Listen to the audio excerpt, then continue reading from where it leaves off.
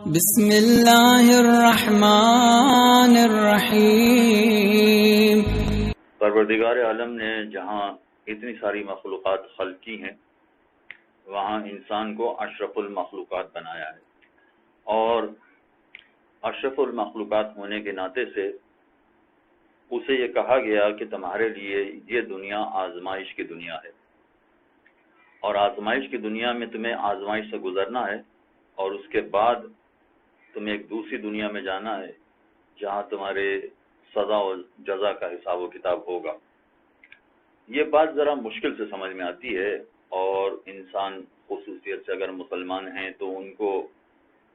اس بات کا احساس تو ہوتا ہے، اپنے دل میں یہ بات رکھتے ہیں، مگر اس کے باوجود کچھ باتیں ایسی ہوتی ہیں کہ جس سے ذرا شکوک و شبہات پیدا ہوتے ہیں۔ اگر یہ انسان کی سمجھ میں آ جائے کہ اس دنیا کے بعد ایک اور زندگی ہے کہ جس میں حساب و کتاب کے بعد اسے وہ زندگی گزارنی ہے،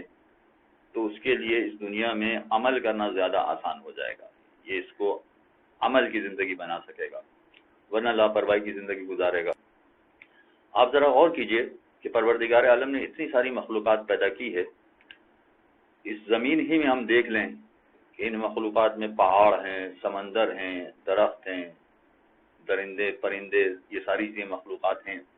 اگر کبھی آپ غور کریں ان مخلوقات پر کہ پروردگار عالم نے یہ ہمالیہ پہاڑ بنایا ہے، اس ہمالیہ پہاڑ کی عمر کتنی ہے؟ نہ جانے کتنی عمر ہے اس کی، کتنے ملین سال اس ہمالیہ پہاڑ کی عمر ہوگی۔ ہمارے پاس اٹلانٹک اوشن ہے، پیسیفک اوشن ہے، یہ پیسیفک اوشن کی کتنی عمر ہے؟ اتنی بڑی مخلوق ہے یہ، ایک سرے سے ایک کانٹیننٹ سے دوسرے کانٹیننٹ تک پھیلا ہوا ہے۔ پیسیفک اوشن کی عمر اگر کوئی شخص معلوم کرنا چاہے تو کتنی عمر ہے اس کی؟ نہیں معلوم ہے۔ ہمارے پاس دنیا میں ایسے ایسے درخت ہیں جن درختوں کی عمریں مثلا 2000 سال ہے، کسی درخت کی عمر 2000 سال، کسی کی 1500 سال، کسی کی 3000 سال۔ یہ جو اتنی بڑی بڑی عمر والی مخلوقات ہیں پروردگار عالم نے خلق کی ہیں، اس کے لیے تو پروردگار عالم نے اتنی بڑی عمر عطا کی ہے، مگر انسان کی عمر کتنی ہے؟ 80 سال، 90 سال، 100 سال بہت تیر مارا تو جو اشرف مخلوق ہے اس کی عمر 100 برس، اور جو غیر اشرف ہے اس کی عمر ملینز آف ایئرس، ملین میں چلی جائے گی ان کی عمر۔ ابھی تو میں نے آپ کے سامنے دنیا کی مخلوقات کا تذکرہ کیا ہے، ورنہ اس سورج کی عمر کتنی ہے، ہمارے چاند کی عمر کتنی ہے، یہ ستارے اور یہ کائنات جو خلا میں پھیلی گئی اس کی عمر کتنی ہے، اس کا تو اندازہ ہی نہیں ہے۔ یہ سائنسدانوں نے ایک اندازہ لگایا ہے کہ صاحب ہماری کائنات کی عمر 14 بلین سال ہے، یعنی کائنات بنے ہوئے 14 بلین سال گزر گئے، تو باقی مخلوقات کی عمر بلینز آف ایئر میں شمار ہو رہی ہے، ملینز آف ایئر میں شمار ہو رہی ہے، اور جس کو پروردگار عالم نے اشرف المخلوقات بنایا ہے انسان، اس کی عمر ہے 80 برس، 9 برس۔ تعجب نہیں ہو رہا، یہ حیرانی کی بات نہیں ہے۔ عام طور پر جو اشرف مخلوق ہوتا ہے اس کی عمریں بہت بڑی بڑی ہونا چاہیے تھی، غیر اشرف کی عمر اتنی نہیں ہونا چاہیے تھی۔ اگر یہ اعتراض اور یہ خیال ذہن میں آ رہا ہے تو بالکل صحیح ہے اپنی جگہ پر کہ ہاں اشرف مخلوق کی عمر زیادہ ہونا چاہیے تھی، مگر یہ اعتراض بڑی آسانی سے حل ہو جاتا ہے۔ اس کا جواب اگر ہم تلاش کرنا چاہیں تو بڑی آسانی سے تلاش کر سکتے ہیں۔ وجہ یہ ہے کہ باقی مخلوقات کے بارے میں نہیں کہا گیا ہے کہ ان کا حساب و کتاب ہوگا، ہمالیہ پہاڑ کا کوئی حساب کتاب نہیں ہوگا، یہ پیسیفک اوشن کا کوئی حساب کتاب نہیں ہوگا، یہ سورج، یہ چاند،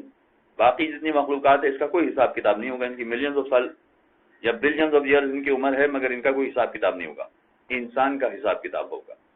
اور انسان کا جب حساب کتاب ہوگا تو اس کے بعد اس کی جو زندگی ہوگی، یا تو جنت میں اس کی زندگی ہوگی یا جہنم میں اس کی زندگی ہوگی۔ اس کے لیے قرآن نے ایک لفظ استعمال کیا، خالدین فیہا، آباد الآباد، یعنی اس میں پھر ملینز کا حساب نہیں ہے، اس میں بلینز کا حساب بھی نہیں ہے، خالدین فیہا ابد الآباد تک۔